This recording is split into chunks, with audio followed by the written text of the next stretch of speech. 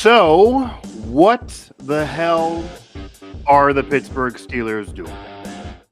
That's the question of the day. That's the question of the week. That's the question that no one really knows for sure. Well, maybe some do. Maybe the Pittsburgh Steelers do. Maybe some can claim that they know for sure. But it's confusing in many ways nonetheless. I'm Mike Asti, and this is another edition of Mic Drop here, made possible by the Believe Network. And I am now streaming everywhere you can find me on social media. So my personal YouTube channel, X, etc. Not yet streaming with Believe, but maybe that'll happen in the future. You also can find every episode of Mic Drop available on SiriusXM. And of course, this is going to be another Steelers edition of the show as we now speed towards the NFL draft. And a year from now, we'll be doing it in Pittsburgh. That'll be cool. Hope to cover that. But back to present day, the Pittsburgh Steelers still, number one, are waiting for Aaron Rodgers' decision. And now there are some rumblings, and these seem insane, that maybe he would actually choose the New Orleans Saints instead of the Steelers. Of course, the Vikings are not interested. They're going towards J.J. McCarthy. They're giving him the keys. And even if he's not ready, and maybe they would entertain Rodgers for a while, I've said before, I'll say it again, that's a dumb move. It would kill J.J. McCarthy. If I'm him, I would then ask for a trade. And if you really buy into JJ, you got to be doing this now. 1 year of a stopgap isn't worth what you would screw up.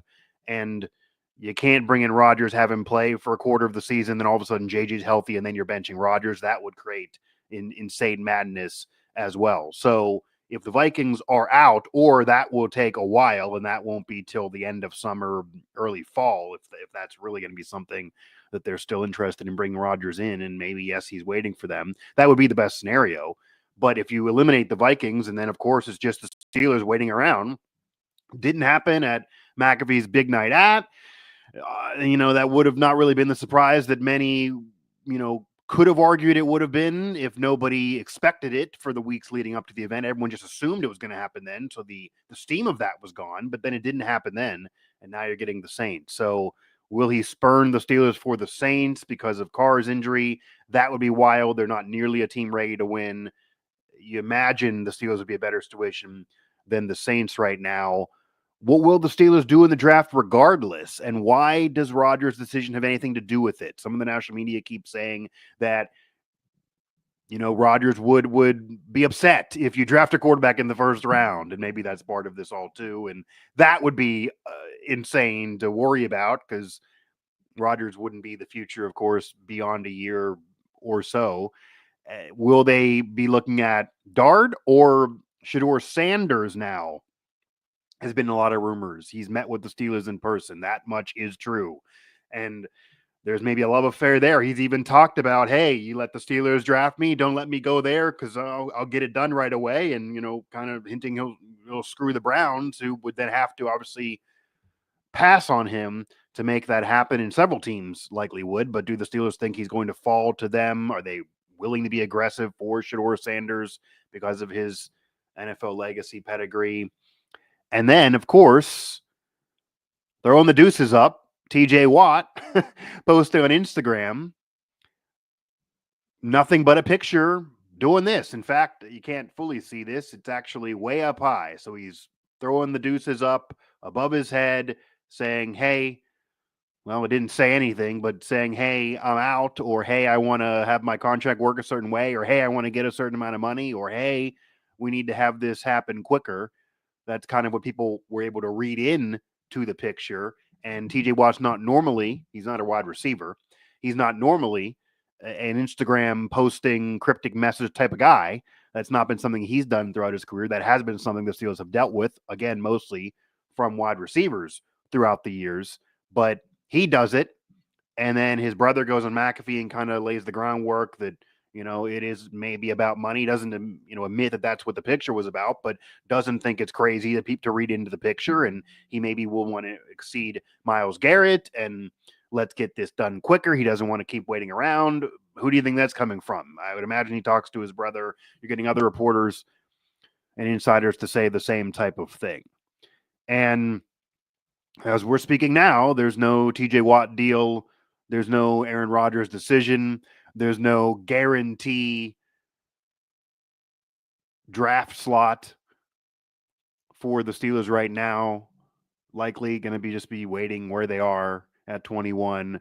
There's not even a pick that everyone knows is a player the Steelers are 100% in love with. This is different than in recent years where usually you always can point the Steelers to one player, Najee Harris, Zach Frazier, players that they're in love with that they're going to really try for at some point and land likely. Usually you can read into what they're going to do in the draft.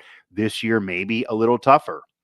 And we all know what happened the last time they decided to take a quarterback, one that maybe some were not sold on, a controversial pick possibly at the end of the first round. That was pick 20. That was Kenny Pickett. Didn't work out. We'll see what happens now. So I want to start with the Shedeur Sanders of it all. So number one, as I said, no matter what happens with Aaron Rodgers, no matter when he makes a decision, no matter when you pull the trigger, and clearly the Steelers are interested. Rooney, Tomlin, they've all talked about it. The offer's there. They've met with him for 6 hours.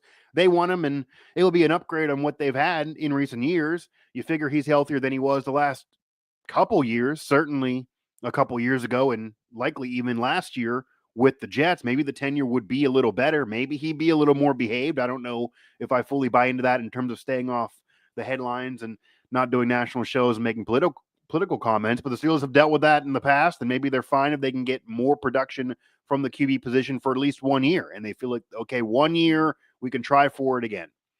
So that would be the Rodgers scenario. But aside from Rodgers, the Shedeur Sanders of it all here, or any quarterback that they may draft really in the first round, is that Rodgers shouldn't matter. So it doesn't matter whether Rodgers comes aboard or not. It doesn't matter whether Rodgers likes if you draft a quarterback in the first round or not. It shouldn't matter. Even if he comes to Pittsburgh and is an MVP candidate guns blazing, he's going to be 42 at the end of the year. This is not going to be a 10-year journey. This is not even going to be a 2, 3, or 5-year journey. This is likely a 1-year journey, if that.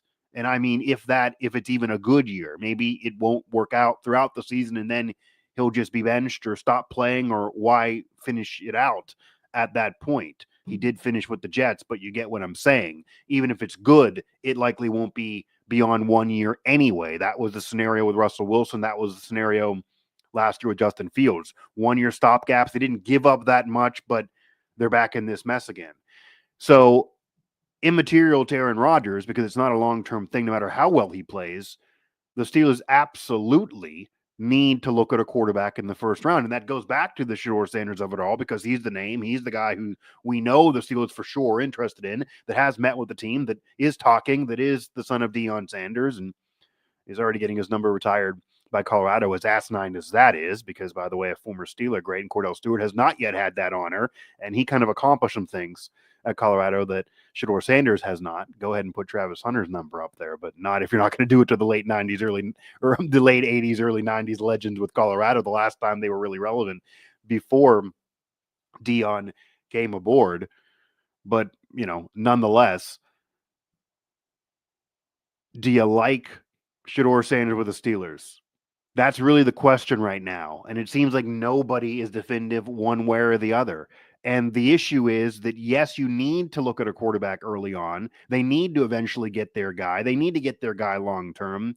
But the problem is there probably isn't that guy in this draft. Do you love Dart? I got questions there. I don't know if I fully love Dart as that guy that I guarantee will be the face of your franchise. Do you love Shedeur Sanders? Again, he's the name. He's the Shedeur of it all here.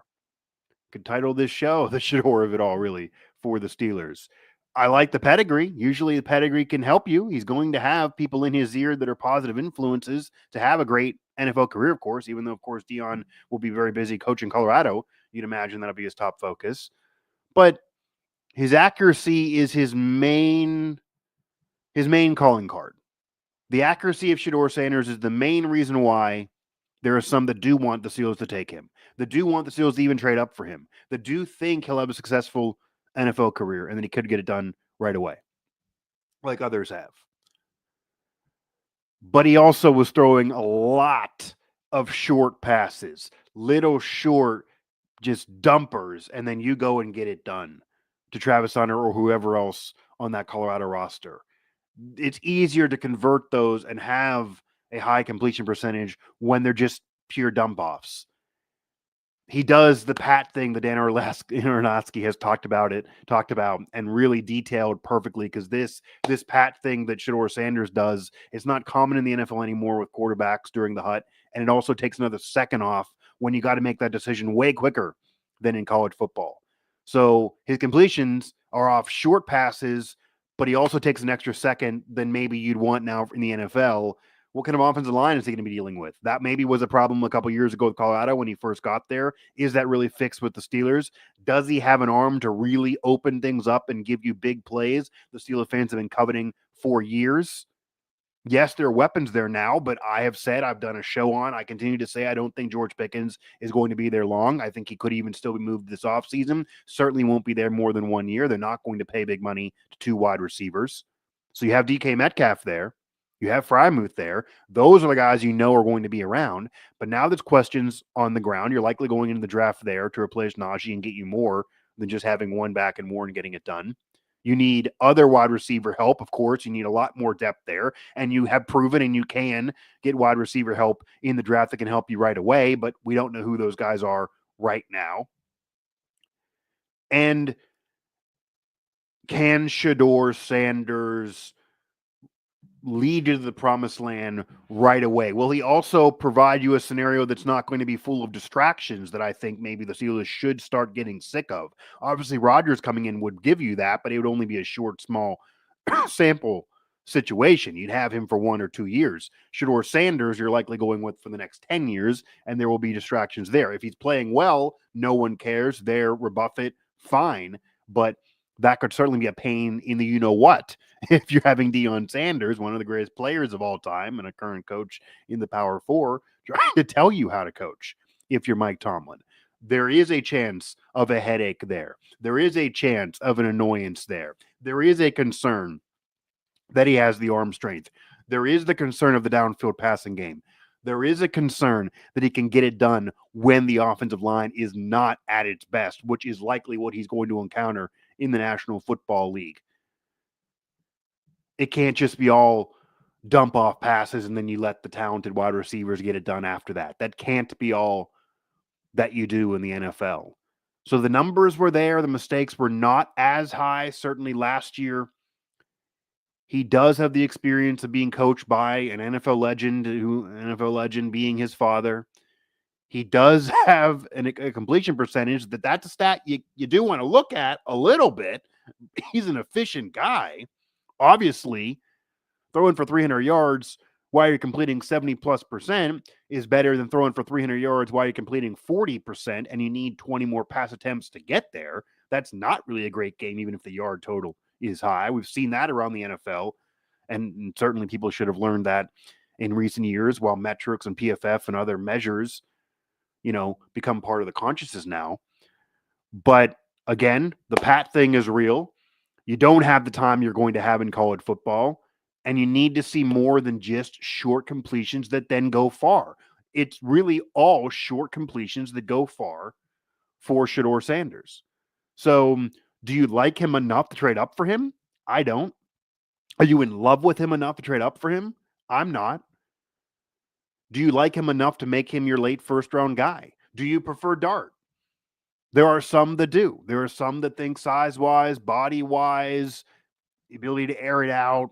Also, of course, being coached by a great offensive mind, maybe he's a better fit. I know Louis Riddick loves Dart and thinks he should be the Steelers draft pick at 21, and they should just sit there, take him, and he'll likely be there. It's unlikely Shedeur Sanders will even fall to that point, even though I still don't guarantee he's going to have a great NFL career, but it's unlikely he would even fall to that point. So you're doing more work and giving up draft capital when you need a lot to go get a guy versus waiting for a guy to fall to you. That's the question right now for the Steelers. And while they do need a quarterback of the future, regardless of what happens with Rodgers, the reality of the situation is, because I like to keep it real here on Mic Drop, and the mic drop of this all for Mike Tomlin and the Pittsburgh Steelers, it's very likely Dart, Shedeur Sanders, anyone they would have a chance at where they are, or could even fall to them, or they could even trade to try to get, because Cam Ward's not happening, may be up in the air and may be a concern and may not have a great NFL career and may be a question mark. This is not a guarantee slam dunk quarterback to you, be your next guy for the next 10 years type of draft. And yeah, there have been question marks around quarterbacks when they were in the draft before they had great success. The Josh Allens, the Lamar Jacksons, there were people concerned about them at the time. But unless you're that high and believe everyone's going to be wrong and these guys are going to be those guys, you may not be finding your quarterback right now. Again, Mike Asti here, Mic Drop on Believe and Sirius XM, talking Steelers, talking what is going on with the Steelers as they wait for Rodgers, as TJ Watt throws up the deuces, confuses a lot of fans as they wait maybe to pay him, and if they should, and then what they do draft-wise, the Shedeur Sanders of it all. Do you go for Shedeur? Do you love Shedeur? Do you trade up for Shedeur? Do you wait for Shedeur and trade him if he does fall?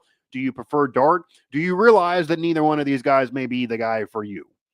And do you understand that you do these things? You go for a quarterback if you love him, if you do, regardless of what Rodgers does. It's possible these QBs in this draft are not the guy for your future, and you got to wait another year to get that guy. But you don't care what Aaron Rodgers thinks of that. If Aaron Rodgers says you draft a quarterback that you love, I'm not coming, you tell him not to come then. Yes, he'd be an upgrade over recent QBs.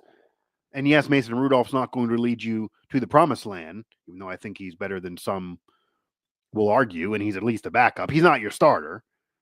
He's a QB2, not 3, but he's not a 1. But you don't worry about what Aaron Rodgers has to say. And that then will segue into the reality again for the Pittsburgh Steelers. And this goes right back to TJ Watt and the Deuces. In reality, as I said, it's unlikely that any quarterback that you could bring aboard in this draft in 2025 is going to be your franchise guy, is going to be the next Ben Roethlisberger. Usually in NFL history, it takes a while after you have a Hall of Famer depart or end his career. Some franchises churn it. It's been a minute for the Steelers, and it's been rough since the end of Big Ben, and even the last couple of years of the end of Big Ben were rough. But it's unlikely that you're finding that next Big Ben in this draft. That's the reality of it. It sucks for the fans. I get it. And you need a QB. You need to get younger. You can't live off Rodgers for 1 year. You can't do the 1 year stopgaps forever. The Rudolphs, the Pickett's, the Trubiskys, they're not going to get it done for you. The Russell Wilsons, Justin Fields. I've been on the record. I would have brought Fields back, former first round pick. You could see what happens with him. That would have been a cheap type of scenario for you. It doesn't happen. You got a little too cheap with it. You disrespected him some, and he's now with the Jets. Russell Wilson, of course, with the Giants. They're both in New York. And you're sitting there with egg on your face waiting for Rodgers. But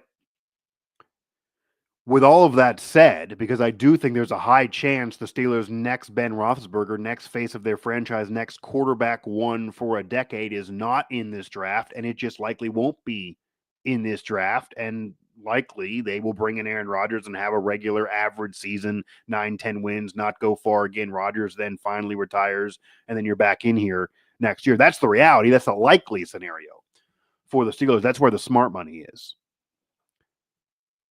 But because of that being the case, then maybe this is the hot take of the show. Maybe I should have led with this, but, maybe this is the hot take of the show. TJ Watt and his deuces shouldn't be as much of a concern for you as that picture has been for the fans. And here's why. If TJ Watt comes to you and says, you have to break the bank for me, give me more than Myles Garrett, or I'm going to go deuces, then you let him and you trade him.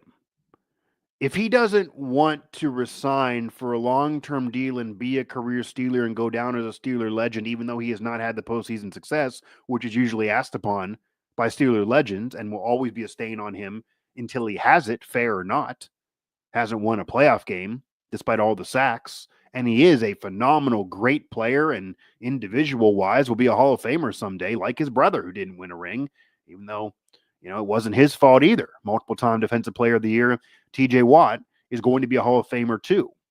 But if you're a Steeler fan, you want to see them win. And if you're a Steeler fan, you want to have the team's success be part of that. And it's not been with TJ Watt. So you haven't been winning playoff games with TJ Watt at his best. Do you think you're going to be paying for more of TJ Watt at his best, or a little bit of a reduced TJ Watt? Who gets better as they get older? Not many athletes, not athletes playing that position, not defensive players, a couple quarterbacks all time, maybe Barry Bonds on steroids. It's not common. It's not a common thing. Okay. There's a dip there. Even if they're still great, there's usually something that dips off. So if you think TJ Watt may decrease a little bit, maybe we'll get hurt more. You haven't won a playoff game with him to this point. He's already a Hall of Famer for you. You got to honor him at some point anyway. Granted, the team success has not been there. And he wants to break the bank, or he's throwing up the deuces. You trade him now and get the value you can for him right now. And yes, if you were going to be a Super Bowl contender and you thought you could go lift the Lombardi trophy and you thought you could make a run right now, this coming season, then you would maybe overpay. You would not worry about the future right now. You would go for broke right now. You go ahead and try to get him, Cam Hayward, and everybody that ring. You try to do what the Steelers should do as an historic franchise that's won championships, even though it's been a minute for sure, and get that second championship for Tomlin and shut a lot of people up and keep on moving and shut myself up, because I've said maybe you move on from Tomlin a couple years ago. If Andy Reid and the Eagles could, if Andy could happen to Andy Reid, it should happen to you. No one should be around forever. But if you can go for it and win that championship, you would shut up the Tomlin noise. You would shut up the Rooney noise. You would shut up the fans. You would get it done. You would have another trophy to celebrate. Nobody would have all this things that's around right now, because it feels like the Steelers are not really a contender, that don't know what they're doing. People are asking what the hell are they doing on shows like I am doing right now here on Mic Drop. And you'd be able to kind of fix the last decade where there's been disappointments and move forward. And you're the Steelers again.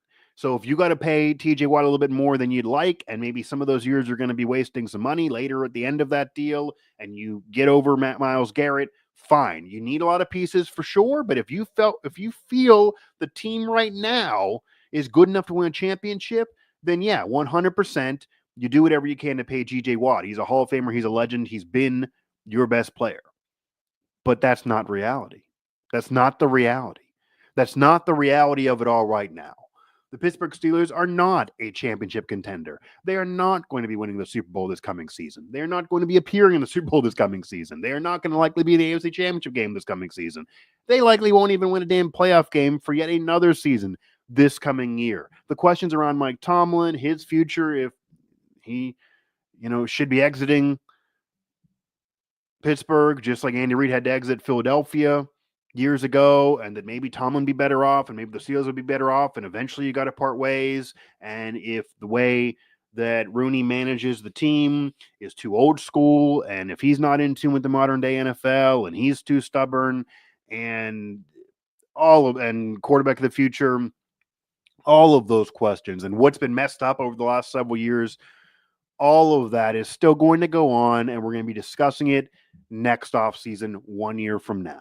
And I do feel like 1 year from now, they're still going to be looking at a quarterback in the draft for their future. Maybe they'll have a year of Rodgers. It'll, not be a championship type of season. Maybe he'll have a better end. Maybe they'll win one playoff game, but not multiple. And then he's going to retire. Again, at most, you get him one more year, but he's not going to be your guy of the future. So I do think we're going to be back this time next year talking quarterback of the future. I don't think that guy's going to happen in this draft. I don't think Dart or Shedeur Sanders is that guy, as I just discussed at the open of this show. And, Cam Hayward wants to keep lingering on. He's a great player. I like him. He's a great elder statesman and representation of the franchise for sure, but they're not going to win a championship. So if all of that is true and all those questions are going to remain, then You tell TJ Watt, look, I'll give you something reasonable here. Obviously, we'll pay you for your worth. That's one scenario. And if he bucks and wants even more and wants over Myles Garrett, then you're done. Then you trade for high value right now. Or you tell him flat out, we haven't won a playoff game with you. We certainly can also not appear or lose playoff games without you, and we need so much more. The issue is they need more receiver depth. They need to find the quarterback of the future. They need more on the ground. They need defensive line help. They need secondary help. They need to fix the offensive line and solidify it for the future. I can go on and on and on. So if you need that much in the draft, you're not going to be able to fix it all. You're not going to win a championship right now. If you need that much overall in one offseason, you're not going to win a championship. You're not going to be able to fix it right now and get all that done right now. And if you pay all this money to TJ Watt and get him over Myles Garrett or near and break the bank for him and set all kinds of records, yeah, people will like it on social media and some of the fans will be happy and it'll be cool. He'll likely be a career Steeler and go in the Hall of Fame as a Steeler great. But it's not going to help you win playoff games with him. It's not going to help you get him a championship. It's not going to help Cam Hayward win that elusive championship. It's not going to help Mike Tomlin get people off his back. The fact that they haven't been near his first 5, 6, 7 years of success since then. The fact that he has not won a playoff game since that 2016 season. That is a stain on him, despite having winning records and not having any losing records, of course. That's not going to fix any of that. So if you trade TJ Watt, though, you can get tons of value back. You can get players maybe to play right away. You can add more draft capital. You can start building in this rebuild that it actually is. It is a rebuild. They should be rebuilding.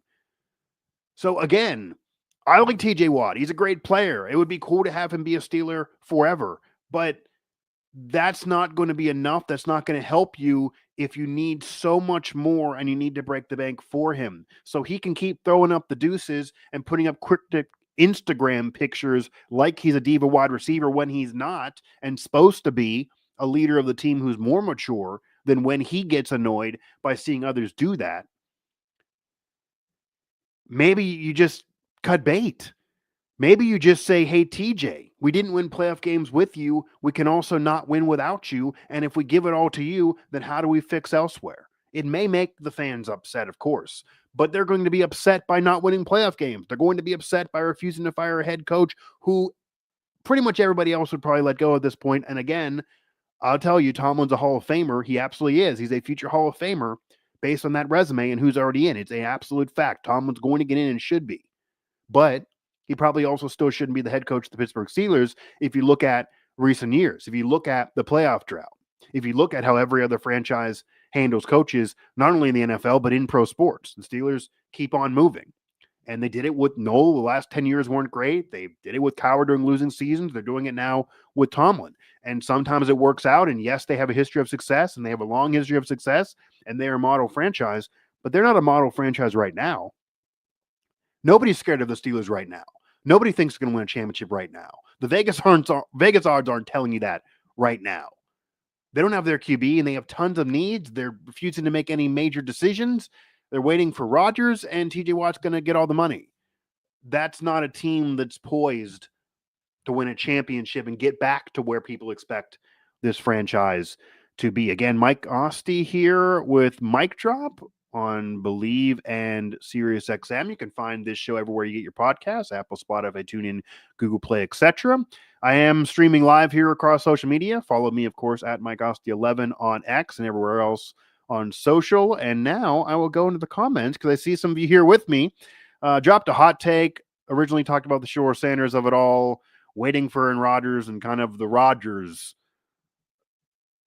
I guess, Rodgers of it all, the Rodgers drama kind of that's erupting, even though not yet officially a Steeler, as funny as that is. The Rodgers rumors, the Rodgers waiting, Rodgers watch, I guess would be the best way to describe it. So far on this show, we've talked Rodgers watch, the Shedeur Sanders of it all. And then my hot take, the Steelers should just tell TJ Watt, no, we're not going to set a record. We're not going to break the bank. We're not going to go over Myles Garrett. We're not going to win now with you. We need so much more. What does that do for us? You could argue the same thing the Browns should have done with Myles Garrett. I know he wanted to leave and they told him no, but they're not going anywhere with him either. When you need tons and you're in a salary cap sport, you're kind of screwed if one guy just rakes it all in just to keep him because you always want him around when you haven't had playoff success even with him. Yeah, Jack Quinn, they're not even close. They're not even close to being a championship contender. And again, you're going to re-sign somebody and break a record in a deal for a player that will get older, that plays a really rough contact position when you're not close to winning a title, and then you're going to crush the cap. How does that make sense as a sound business move to go ahead and win right now and operate right now? Why don't they trade Watt and Fitz and get draft capital and rebuild? Well, number one, the reason why they won't is they don't want to rebuild. They don't want to do what I'm saying. This is my opinion. This is an opinion show here. They're not going to do what I want. They don't agree that they should ever be in a rebuilding scenario. They think in their mind that they can win a championship next year, that they've been getting in the playoffs. They haven't been winning, but you can catch lightning in a bottle. And if you get a better matchup, which they likely will not, and they likely will have the worst quarterback in that matchup, certainly if it's Mason Rudolph, even if it's Rodgers at almost 42, and certainly if it's Shedeur Sanders or Dart as a rookie, you're not going to have the quarterback with the checkbox in his column. You're going to be down QB wise against the Josh Allen and Lamar Jackson and Patrick Mahomes. I mean, what are we doing? What are we talking about here? Even Justin Herbert, who's a veteran. So those matchups are not going to favor you QB wise, and the best QBs usually do advance. They haven't even had a chance in their recent postseason appearances, really, that everyone knew going into those games they weren't going to go anywhere. You're not going to beat Josh Allen. You're not going to beat Lamar Jackson in those scenarios. Baltimore Ravens, based on what they've done in the draft recently, based on who's on their roster, and based on having even more years out of Lamar, yeah, they're ahead. The Chiefs, obviously, they didn't win this past season in terms of a Super Bowl. That went to the Eagles again, but they were in it, and they're a recent dynasty, and they have a guy already arguing for the GOAT. And, they're still going to be right there. Even when they're a little less than they've been, like they were last year, they weren't great. They won a lot of close games. They beat some teams that weren't great. It'll be a similar schedule. They'll do a similar thing.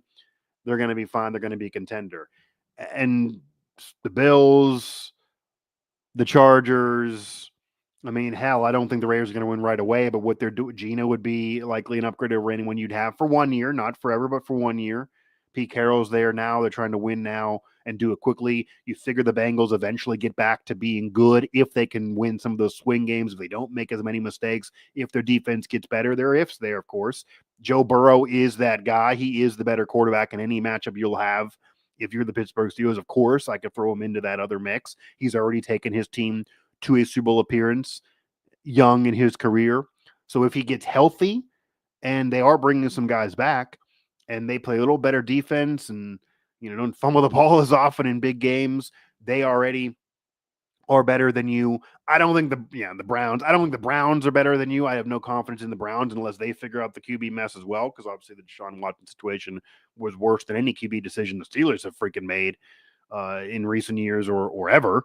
You could argue the worst decision in NFL history maybe was trading all of what the Browns did for Deshaun Watson and then giving him all of that guaranteed money. But who are you? If you're concerned about Shedeur Sanders guaranteedly being the guy and the Browns do draft him, then you got to be concerned still with them. Yeah, Myles Garrett's back, but no, I don't think the Browns are any better of a situation. And the Patriots are now building. They're not ready yet. The Dolphins are still kind of always like middle of the road Dolphins thing. The Titans are similar scenario. The Jaguars, you're not buying. I can get the Steelers' mindset of saying, okay, it is wide open in the AFC. Maybe we'll go for this one more time. At least we're getting in. However, we all know how this is going to go. They're going to drop games they shouldn't drop. They're maybe going to beat some lesser teams and have fans kind of fooled with strength of schedule not being great, which has happened in the recent years. They've had hot starts. But when you get into the postseason, even if they get in, and right now mapping out the conference, it's reasonable to say they maybe would get in again with 9 wins and be a wild card.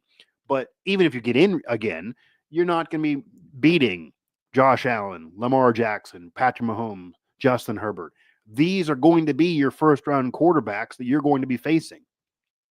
Okay, Houston actually is maybe more of a contender despite not going as far as they wanted than you right now. They are building to something, okay? They are a team that will have a younger quarterback that will have success and will be able to potentially go far. You're not going to be beating those teams in the early round. Like, you're not going to be better off for the future, even if you catch a team. You're not going to be in that situation where you're going to be in a better spot for the future.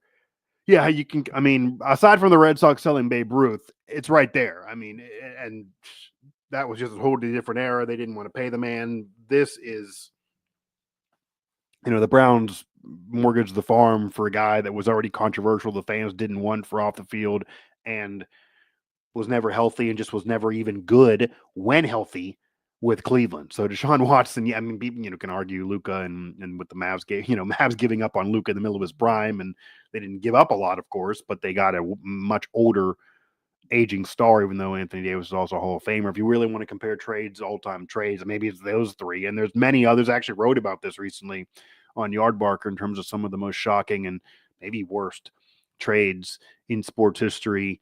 But Deshaun Watson takes the cake for the NFL, and he maybe takes the cake all time.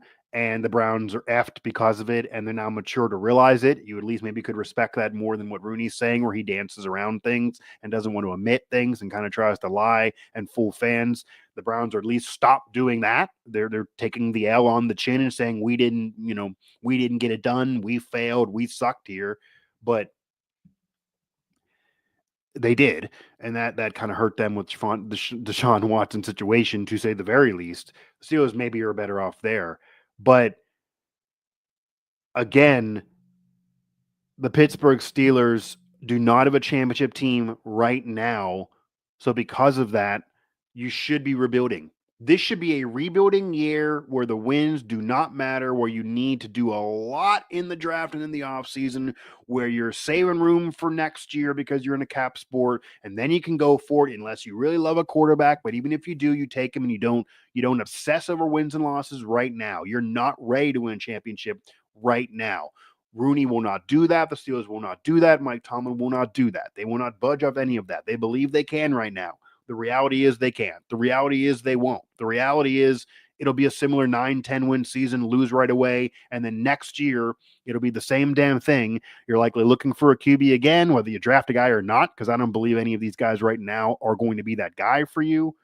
And you're probably paying TJ Watt if I had to predict, but that certainly straps you elsewhere. You mentioned Minka Fitzpatrick. He was great early on when he was traded and brought aboard. That was one of the rare aggressive moves of the previous tenure, but he's now dissipated for sure. You should try to get some value for him. They want to hold on. They don't want to do that. And again, they want to try to go for this next year. But when you look at the quarterback matchups they're going to face in the postseason, when you look at those teams and what they have and how stacked some of those rosters are, the Steelers just do not match up.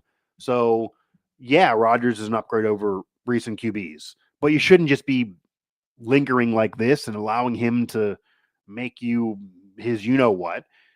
You shouldn't care what he has to say if you do love a quarterback, but none of those guys in the draft right now are going to be your guy for the future in all likelihood. And if you aren't a contender, which is the reality, you then just don't break the bank for one player. You do try to trade and get some value, and you move into a rebuilding phase. And we've seen great teams do that.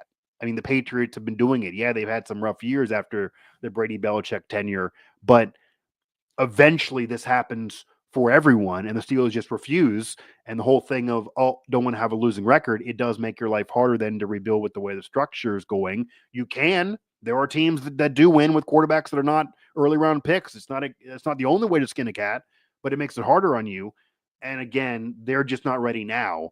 So why break the bank for one player? That's kind of where I am with TJ Watt here. I am going to close up shop on this edition of the show. I obviously cover West Virginia professionally here, in addition to broadcast work and obviously talking Steelers and talking Pittsburgh sports here, and even some of the national scene on Mic Drop and beyond.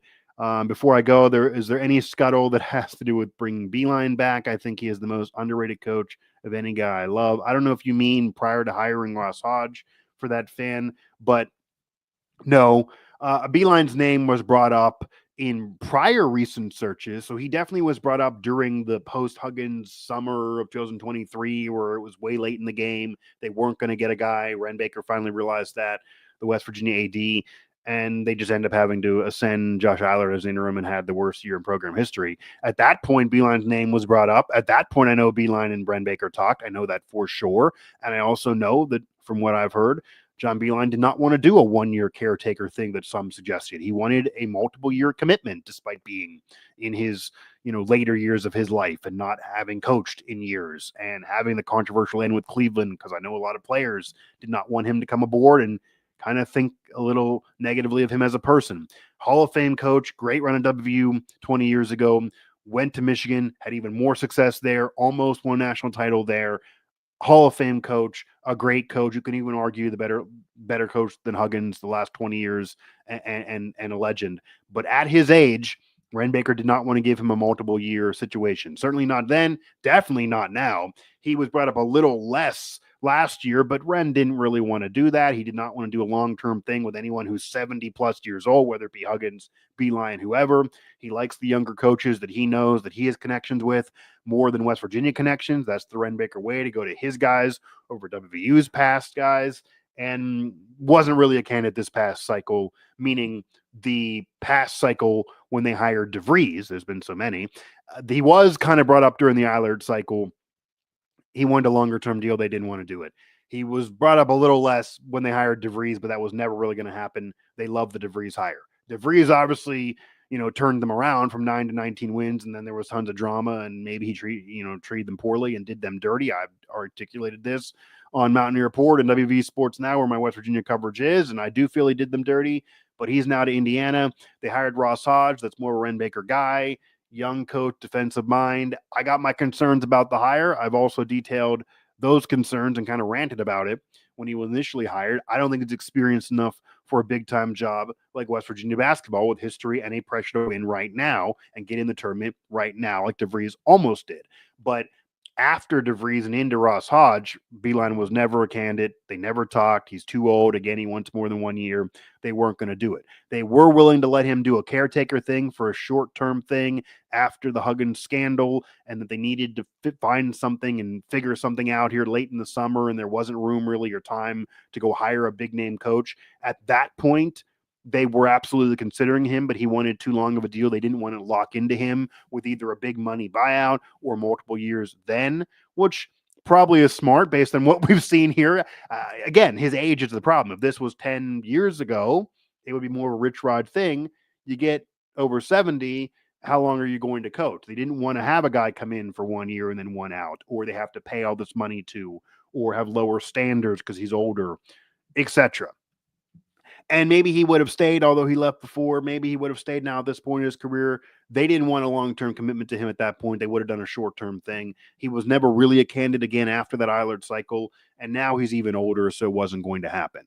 I think Ross Hodge is a question mark hire. I did like the DeVries hire, but obviously he left and then did them dirty there. But yeah, Rick Pitino would have been an absolute slam dunk hire, but he went to Xavier.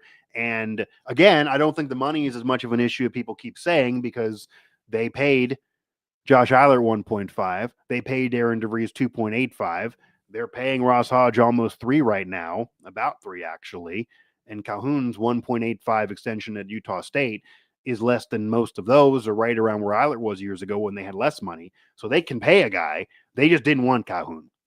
Pitino wanted to go to a basketball school. That was never really a thing. They never really were looking at him. That was never really going to happen. And then, of course, Beilein just too old and wanted a long-term thing when they wanted to do short off of scandal. So that's kind of the synopsis there. But his age was definitely a factor. I know that for sure, especially when he wanted the multiple-year commitment. I think they would have done it if he was willing to come in for 1 year, maybe even 2 at the most. If he was willing to do that and not break the bank, I think they would have been willing to do it. But a guy that old, and I also will tell you that I know a lot of players that would not have wanted to come aboard because of him, because they did believe what was reported back when he was at the Cavaliers, and the players of today just don't like him.